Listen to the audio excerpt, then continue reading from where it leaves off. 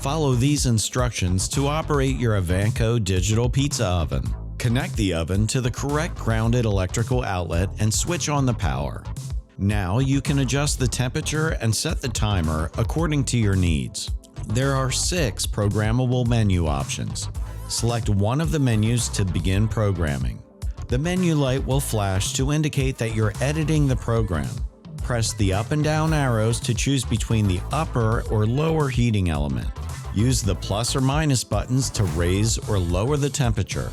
To select the timer setting, use the up and down arrows. Adjust the cooking time by pressing the plus or minus buttons. After selecting the desired setting, press the setting button to save the temperature and time. To start the recipe, press the corresponding menu number. To use the timer with the menu recipe, press the timer on/off button. As a general note, the timer controls the baking operation of the oven. The display window will light up and an alarm will beep when the cooking time is over. You can store the settings for 6 different menus and can easily recall them by pressing the corresponding number.